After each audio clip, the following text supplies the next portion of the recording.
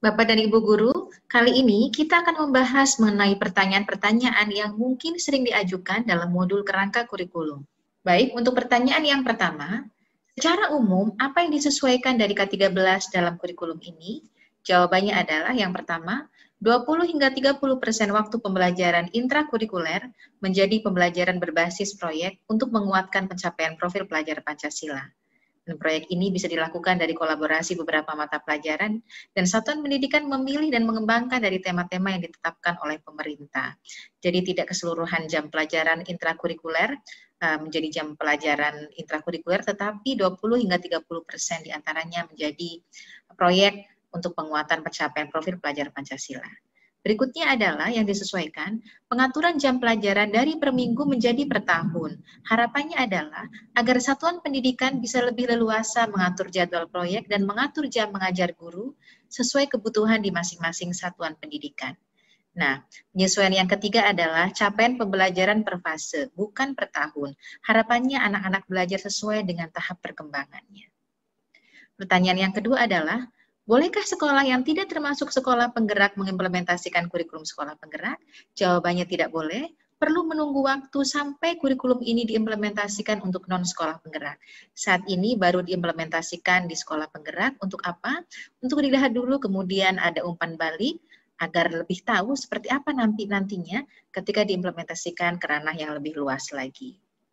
Pertanyaan yang ketiga adalah, adakah landasan hukum kurikulum sekolah penggerak? Jawabannya ada, yaitu keputusan Menteri tentang sekolah penggerak yang saat ini sedang dalam proses menunggu penyempurnaan dari komponen pembelajaran yang sedang dikerjakan. Pertanyaan berikutnya adalah, untuk jam mengajar setiap mapel yang diarahkan pemerintah melalui struktur kurikulum, apakah harus diikuti? Atau boleh berbeda sesuai dengan satuan pendidikan masing-masing? Jawabannya boleh, selama masih sesuai dengan jam pelajaran per tahun yang ditetapkan pemerintah. Bisa jadi satuan pendidikan yang satu dengan yang lain mungkin berbeda setiap minggunya, tetapi di sini harus sesuai dengan total jam pelajaran per tahun yang ditetapkan oleh pemerintah. Pertanyaan berikutnya adalah, apakah profil pelajar Pancasila hanya berlaku untuk kurikulum sekolah penggerak dan SMK Pusat Keunggulan?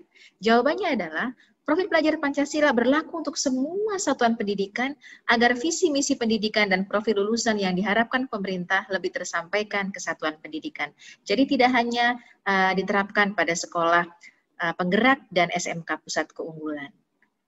Yang berikutnya adalah, apakah ada perubahan jam pelajaran pada struktur kurikulum sekolah penggerak? Jawabannya tidak ada perubahan total jam pelajaran. Yang ada adalah 20-30% dari jam pelajaran diambil untuk proyek penguatan pencapaian profil pelajar Pancasila. Dan pertanyaan yang terakhir adalah, mengapa proyek penguatan profil pelajar Pancasila mengambil alokasi waktu pembelajaran? Jawabannya adalah agar tidak terpisah antara profil pelajar yang dituju pemerintah dengan pembelajaran sehari-hari. Berikutnya, mendorong aplikasi praktis di kehidupan sehari-hari dari masing-masing mata pelajaran. Demikian Ibu dan Bapak mengenai pertanyaan-pertanyaan yang mungkin diajukan dalam modul kerangka kurikulum. Dengan demikian, terima kasih. Selesai sudah kita kali ini. Mudah-mudahan kita berjumpa di lain waktu.